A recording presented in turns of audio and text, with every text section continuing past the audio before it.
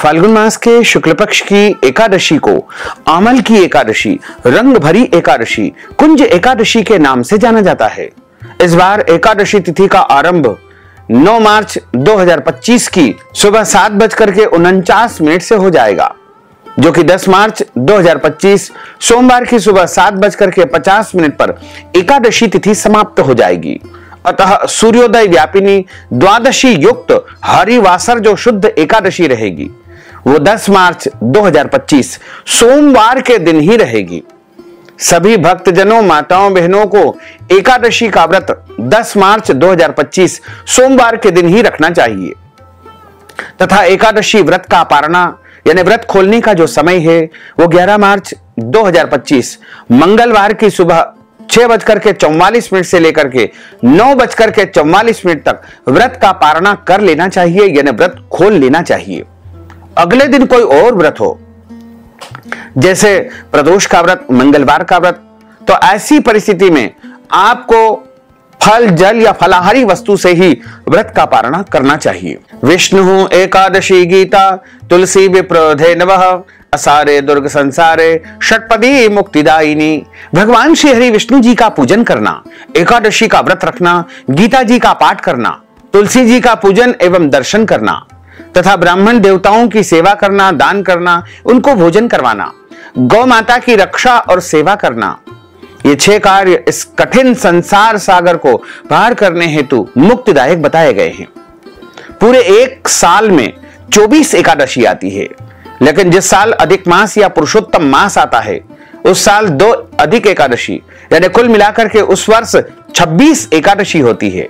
प्रत्येक महीने में 2 बार एकादशी आती है, एक कृष्ण पक्ष में, दूसरी शुक्ल पक्ष में।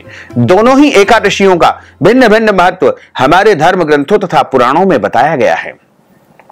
एकादशी का व्रत भगवान श्री हरि लक्ष्मी नारायण जी का परम प्रिय व्रत है। एकादशी का व्रत करने से मनुष्यों के कई जन्मों के पाप जड़ से नष्ट हो जाते हैं तथा उनके पुण्यों का उदय होता है। जब मनुष्य के जन्म जन्मांतर के पाप नष्ट हो जाते हैं तभी उन्हें सांसारिक और भौतिक सुखों की प्राप्ति होती है। जो भक्तजन, माताएं, बहनें एकादशी का व्रत करते हैं उनको दशमी तिथि से लेकर के द्वादशी तक कुछ महत्वपूर्ण नियमों का पालन अनिवार्य रूप से करना चाहिए। इस बार दशमी तिथि के सभी नियमों का पालन 9 मार्च 2025 रविवार को करना है और एकादशी का व्रत 10 मार्च 2025 सोमवार को रखना है तथा द्वादशी यानी पारणा का जो दिन है वो 11 मार्च 2025 मंगलवार का दिन रहेगा। दशमी तिथि के दिन एक समय शुद्ध एवं सात्विक भोजन करें। इस दिन चावल, शहद, लहसुन, प्याज, मांस, मदिरा, मसूर की दाल, कटहल की सब्जी का उपयोग भोजन के रूप में नहीं करना चाहिए। दशमी तिथि के दिन पराय अन्न अर्थात दूसरे के घर का भोजन नहीं करना चाहिए। ब्रह्मचर्य व्रत का पालन करना चाहिए। एकादशी के दिन सुबह जल्दी उठ करके स्नान करके पूजा अर्चना करके एकादशी व्रत का संकल्प धारण करें। पद्म पुराण के उत्तरखंड के अध्याय 64 में श्लोक नंबर 34 में लिखा हुआ है, एकादश्याम निराहार स्थित्वाहम परेहनि भोक्ष्यामि पुंडरीकाक्ष शरणम में भवाच्युत। हे भगवान कमल नयन, हे भगवान अच्युत, मैं एकादशी के दिन निराहार रह करके व्रत रख करके अगले दिन ही भोजन करूंगा। ऐसा भी यदि आप बोल देंगे तो आपका संकल्प हो जाएगा। लेकिन आपके घर में संकल्प करने की व्यवस्था है तो आप पूजा घर में, देवघर में या पूर्व दिशा की तरफ मुंह करके आसन पर बैठ जाइए और सीधे हाथ की अंजलि में यानी हाथ को इस प्रकार रख लीजिए। उसमें जल, सुपारी, पीला पुष्प, तुलसी जी का पत्ता, दक्षिणा, अक्षत के स्थान पर जौ, तिल रख करके संकल्प के रूप में आपको बोलना है, ओम विष्णवे नमः, ओम विष्णवे नमः, ओम विष्णवे नमः। ओम तिथिर्विष्णु स्थावारो नक्षत्रम विष्णुरेव च योगश्च कर्णम विष्णु सर्वम विष्णुमयम जगत।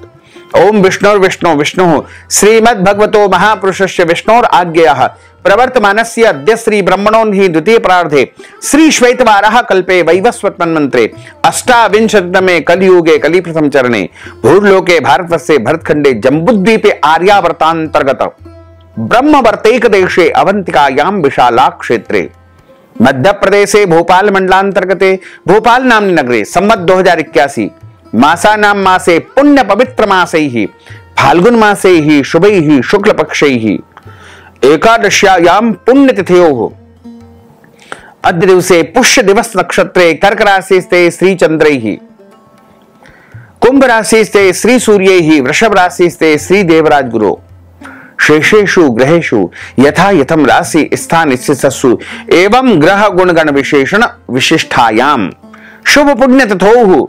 अपना नाम और गोत्र का उच्चारण कर लीजिए। श्रुति स्मृति पुराणोक्त वेदोक्त फल प्राप्त्यर्थम संकल्पित कामना संग सिद्ध्यर्थम लोके सभायाम राजद्वारे व्यापारे कृषि कार्य सेवा कार्य यश विजय लाभादि प्राप्त्यर्थम मम इह जन्मनि जन्मांतरे वा सकल दुरितोपशमनार्थम आदि देविक आदि भौतिक आध्यात्मिक त्रिविध तापोपशमनार्थम वात पित्त कफ जन दोष परिहारार्थम आदित्याद्यावाहित नवग्रह देवताः प्रसन्नार्थम सर्व देवताः प्रसन्नार्थम अद्य दिवसे फाल्गुन मासे शुक्ल पक्षे एकादश्यायाम व्रत कर्माहम करिष्ये। इस प्रकार आपका संकल्प हो जाएगा। अब हाथ जोड़ करके भगवान से प्रार्थना कर लीजिए कि हे प्रभु, हे दीनबंधु, हे दीनानाथ, मैं एकादशी का व्रत पूरे विधि विधान और नियमों का पालन करते हुए करूंगा या करूंगी। मेरे द्वारा जाने अनजाने में कोई भी त्रुटि हो जाए, गलती हो जाए तो मुझे अबोध बालक जान करके क्षमा अवश्य ही प्रदान कर देना। इस प्रकार आपका एकादशी का व्रत आरंभ हो जाएगा। एकादशी के दिन प्रातः काल सूर्य भगवान को अर्घ्य दे, माता पिता को प्रणाम करे, तुलसी जी का पूजन करे, गौ माता का पूजन करे तथा इस दिन तुलसी जी के यहां दीपक भी जलाएं। इस दिन किसी को भी अन्न का सेवन नहीं करना चाहिए, केवल और केवल फलाहार करना चाहिए। सर्वोत्तम फलाहार गाय का दूध एवं फल माने गए हैं। इसके अलावा साबूदाने, मूंगफली दाने, आलू और सभी प्रकार के जो फल होते हैं वो भी फलाहार की श्रेणी में माने गए हैं। इस दिन फलाहार के रूप में सादे नमक का उपयोग नहीं करना चाहिए, फलाहारी नमक का ही उपयोग करना चाहिए। चाय कॉफी आप ले सकते हैं, कोई दोष नहीं लगेगा। एकादशी के दिन झूठ न बोले, क्रोध न करे, लड़ाई झगड़ा तथा वाद विवाद बिल्कुल न करे। ब्रह्मचर्य व्रत का पालन करना चाहिए। दाढ़ी कटिंग या शेविंग न करे, किसी का भी अपमान या अनादर बिल्कुल न करे। दिन में सोना नहीं चाहिए और यथासंभव जितना हो सके उतना रात्रि में जागरण करे। इस दिन भगवान का विशेष पूजन अर्चन करके एकादशी व्रत कथा ब्राह्मण देवता के मुख से ही सुनना चाहिए, क्योंकि ब्रह्म वाक्य जनार्दन, जब आप ब्राह्मण के मुख से कथा का श्रवण करते हैं तब आपको जनार्दन यानी भगवान नारायण के मुख से कथा सुनने का पुण्य फल प्राप्त होता है। और कथा सुनने के बाद ब्राह्मण देवता को यथाशक्ति दक्षिणा प्रदान करें, अन्नदान दे और अगले दिन पारणा के समय उनको यदि संभव हो तो भोजन भी करवाए तथा एकादशी व्रत का संपूर्ण पुण्य फल प्राप्त करें। और एकादशी यदि समाप्त भी हो जाए फिर भी आपको व्रत का पारणा अगले दिन ही करना चाहिए। सनातन हिंदू धर्म में मोक्ष को मनुष्य जीवन का अंतिम लक्ष्य माना जाता है। आत्मा कर्म के अनुसार मनुष्य का जीवन प्राप्त करती है। इसका मुख्य उद्देश्य है सत्कर्म करके और परोपकार करते हुए मोक्ष की प्राप्ति करना। इसलिए मानव जीवन को अन्य योनियों में सबसे अधिक महत्वपूर्ण माना गया है। मोक्ष प्राप्त किए बिना मनुष्य को बार बार इस संसार सागर में जन्म लेना पड़ता है। पद्म पुराण में मोक्ष की चाह रखने वाले प्राणियों के लिए रंग भरी कुंज एकादशी, आमल की एकादशी व्रत रखने की सलाह दी गई है। इस व्रत का उद्देश्य है धर्म अर्थ काम मोक्ष की प्राप्ति। इसके साथ ही पितरों को मोक्ष दिलाना होता है। इससे मनुष्य के पूर्वजों को मोक्ष प्राप्त होता है, उनके कर्मों एवं बंधनों से उन्हें मुक्ति मिलती है। श्री हरि की कृपा से, उनके प्रताप से मनुष्य के पापों का नाश होता है और मनुष्य के मृत्यु के बाद उसका उद्धार हो जाता है। अब हम आप सभी को एकादशी व्रत कथा सुनाने जा रहे हैं। आप सभी से अनुरोध है कि कथा को अंत तक सुनिएगा। बोलिए श्री लक्ष्मी नारायण भगवान की जय। गुरुर्ब्रह्मा गुरुर्विष्णु गुरुर्देवो महेश्वरा, गुरुः साक्षात् परब्रह्म तस्मै श्री गुरुवे नमः। कृष्णाय वासुदेवाय हरये परमात्मने प्रणतः क्लेशनाशाय गोविंदाय नमो नमः।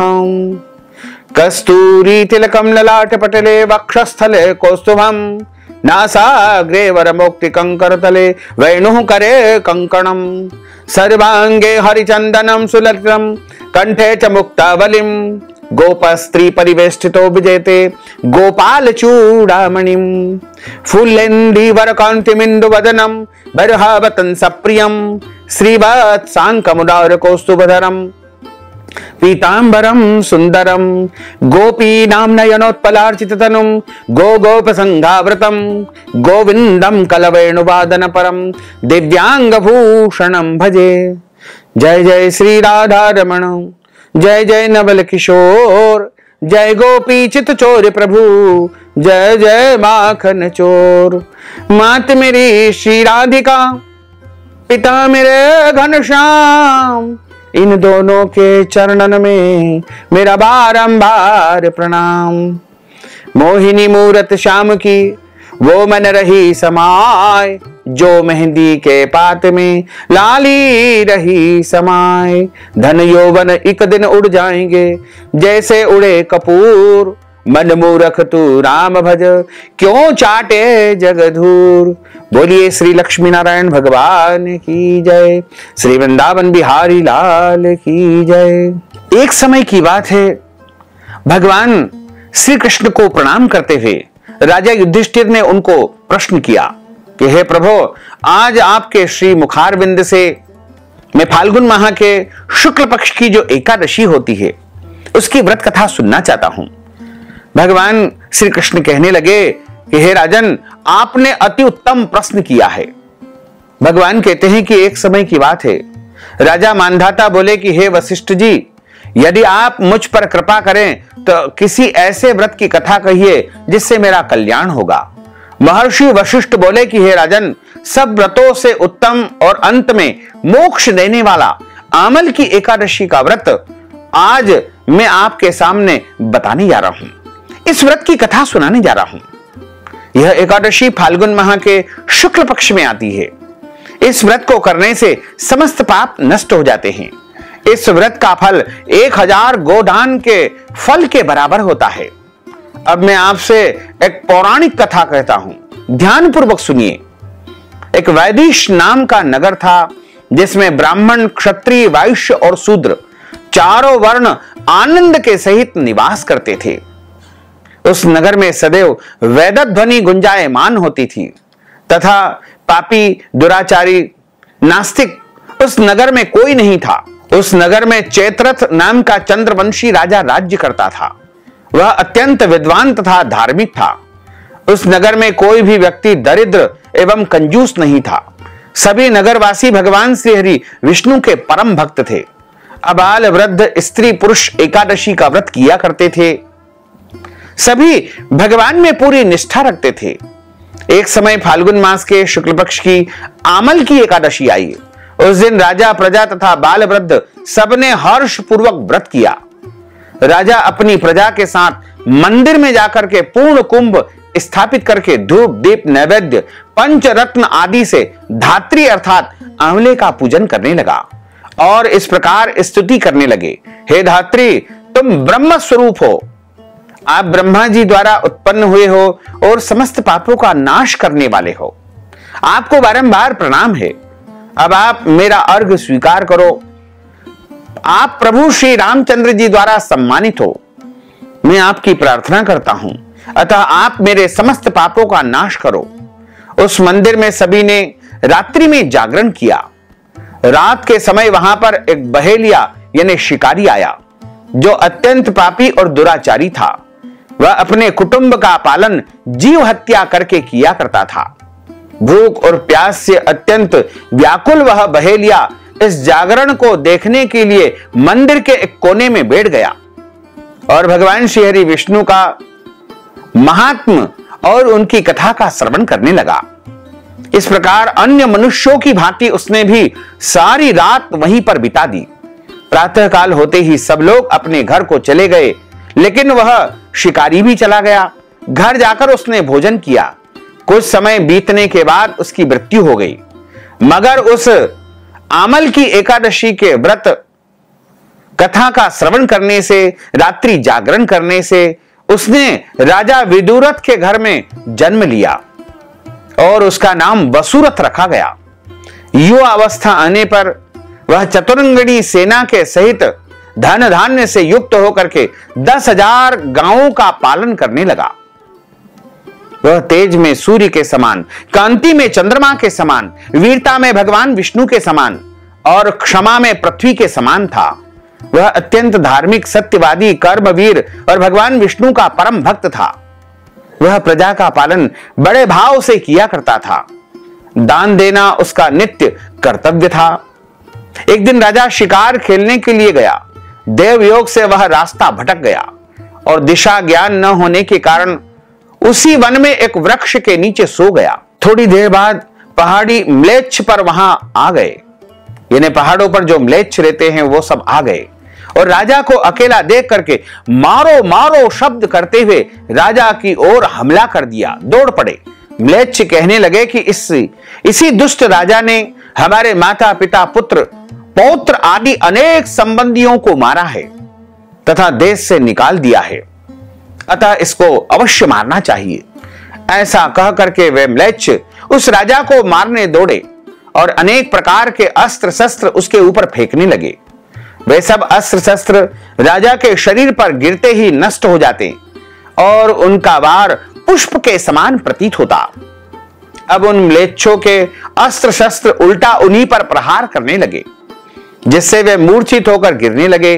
उसी समय राजा के शरीर से एक दिव्य स्त्री उत्पन्न हुई। वह स्त्री अत्यंत सुंदर होते हुए भी उसकी भ्रकुटी टेढ़ी थी। उसकी आंखों से लाल लाल अग्नि निकल रही थी, जिससे वह दूसरे काल के समान प्रतीत हो रही थी। वह स्त्री म्लेच्छों को मारने दौड़ी और थोड़ी ही देर में उसने सब म्लेच्छों को काल के गाल में पहुंचा दिया। जब राजा सोकर उठा तो उसने म्लेच्छों को मरा हुआ देख करके कहा कि इन शत्रुओं को किसने मारा है? इस वन में मेरा कौन हितैषी रहता है? वह ऐसा विचार कर ही रहा था, उसी समय आकाशवाणी हुई कि हे राजा, इस संसार में भगवान श्री हरि विष्णु के अतिरिक्त कौन तेरी सहायता कर सकता है? इस आकाशवाणी को सुनकर के राजा अपने राज्य में गया और सुखपूर्वक निवास करने लगा।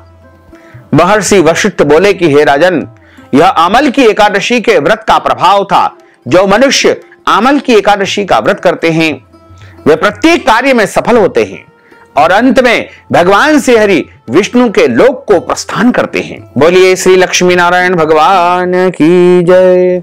अच्युतम केशवम राम नारायणम कृष्ण दामोदरम वासुदेवम हरे श्रीधरम माधवम गोपिका वल्लभम श्री जानकी नायकम श्री रामचंद्रम भजे जानकी मनोहरम सर्वलोक नायकम श्री शंकरादि सेवितम पुण्य नाम कीर्तनम श्री राम राम राम राम राम नाम तायकम रामा कृष्णा वासुदेवा भक्ति मुक्तिदायकम रामा कृष्णा वासुदेवा भक्ति मुक्तिदायकम हरे राम राम राम हरे हरे हरे कृष्णा कृष्णा कृष्णा हरे हरे श्री कृष्ण गोविंद हरे मुरारे हे नाथ नारायण वासुदेवा हे नाथ नारायण वासुदेवा हे नाथ नारायण वासुदेवा। बोलिए श्री लक्ष्मी नारायण भगवान की जय। अब हम सभी मिलकर के प्रभु की आरती का गायन करेंगे। ओम जय जगदीश हरे स्वामी जय जगदीश हरे भक्त जनों के संकट दास जनों के संकट क्षण में दूर करे।